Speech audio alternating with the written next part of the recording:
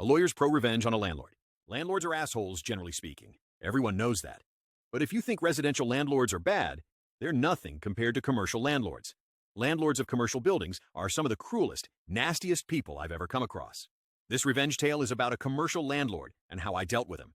Back in the 90s, sometimes I'd go for lunch at this restaurant in the basement of our building.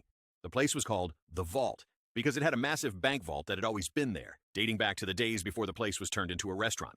The vault was so huge that they could seat a couple of tables in there, and you could eat dinner surrounded by rows of old, gleaming safe deposit boxes. One day, I was there for lunch, and the owner took me aside.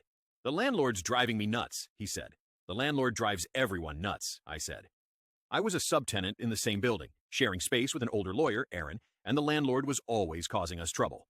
I'd already had a few run-ins with him, and we hated each other on sight. In most jurisdictions, commercial landlords don't need court orders to get you out if you're late with the rent. Instead, they just change the locks, and you find out about it when you show up and your key doesn't work. Every time our landlord had a dispute with anyone, which was often, he'd always threaten to change the locks. "He keeps demanding all this stuff for extra rent," the vault's owner said, "and it's really weird, because a lot of it's really old." The restaurant owner showed me a letter the landlord had served on him earlier that day.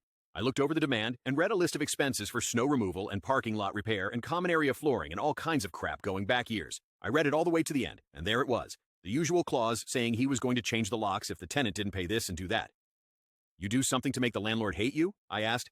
"Because this is a bit over the top, even for our asshole landlord. He knows I'm moving the restaurant. I think he's trying to grab as much money as possible before I go. Plus, he's giving me grief over the vault. He won't let you take it with you?" "Are you kidding? It weighs almost 100 tons, and I don't need it. But the lease says I have to remove it, and that I also have to restore the building to what it was before there was a vault. That would cost a fortune. The asshole landlord says if I leave the vault behind when I move, he'll sue. Send your lease up to my office, and let me look it over," I said. I finished my lunch, and when I got back to my office, the lease was waiting for me. It was just as bad as the restaurant owner said.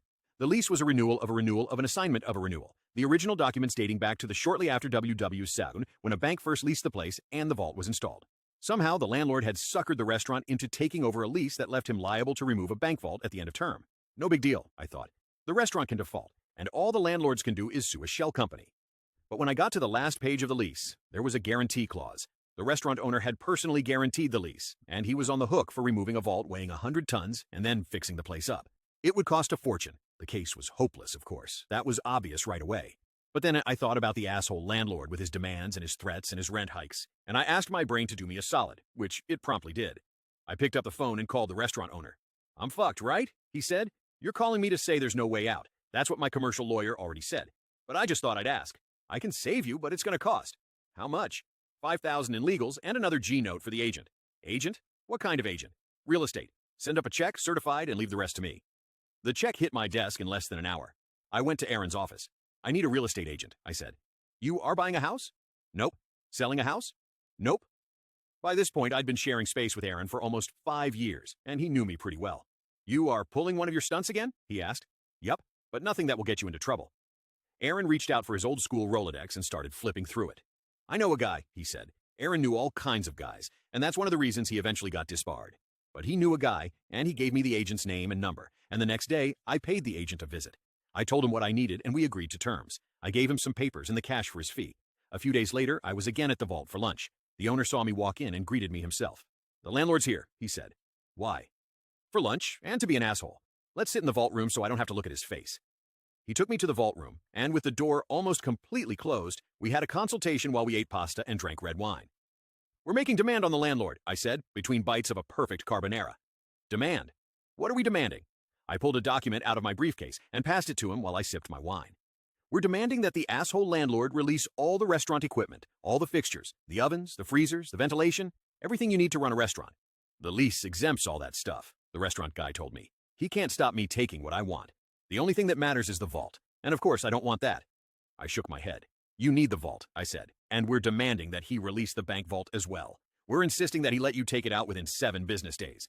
You think you can beat the landlord with reverse psychology? You think if you treat him like a 2-year-old, you can manipulate him into doing what you want? We'll find out soon enough. He's had the demand for a couple of days now." The restaurant owner dropped his wine glass, and it shattered on the marble floor. "You already gave it to him?" the restaurant owner said. He got up, swung open the vault door, and called for the waiter to clean up the mess. "Let's see what the landlord has to say," I told him, and we walked over to the landlord's table. The landlord was a big, beefy man with a big appetite. He sat alone, eating a rack of lamb wolfishly with his hands. My client needs an answer today, I said. The landlord looked up at me as he chewed noisily. I'm the vault's lawyer, I said. I gave you a demand the other day. My client needs an answer right now. He needs the vault for a new place, and he's got to make arrangements. Your client can forget about the bank vault, he said, wiping his massive greasy hands on an already soiled napkin. But you can't do that, I said. My shock was feigned, but the restaurant owner's jaw dropped for real. The landlord laughed at us. I'm the landlord. I can do what I want. I'm going to need that in writing because my client might sue, I said. Sue all you like, the landlord told me. Sue till you're blue in the face. He told me that I'd have a formal response by day's end, and then he told me to go away and let him finish his lunch. When the letter arrived from the landlord claiming ownership over the bank vault, I brought it downstairs and showed it to my client. How the hell did you do that? Trade secret, I said. The following month, the restaurant moved out, and the place was empty. And that was too bad, because I'd always liked eating at the vault. Now the restaurant was in a new location, 20 minutes away. They called the new place the Vault, and they'd preserved the vibe of the old place. It was very similar, except they didn't have the bank vault. The bank vault, all 100 tons of it, was where it had always been, in the basement of the building where I rented space. I showed up for work a little after that, and Aaron collared me. The landlord's looking for you, he said. Oh yeah? What about? He's really angry. He said his deal fell through. Deal?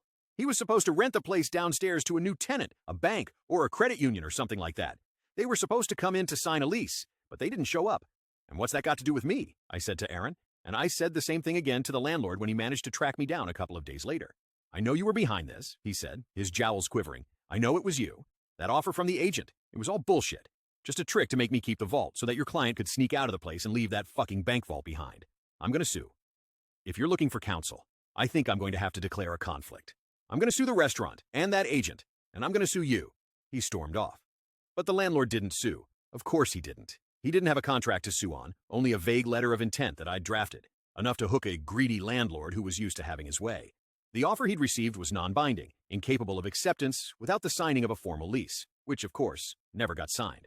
When I left Aaron's place a year later, the downstairs was still unoccupied with a sad for rent sign sitting in the window, starting to look faded.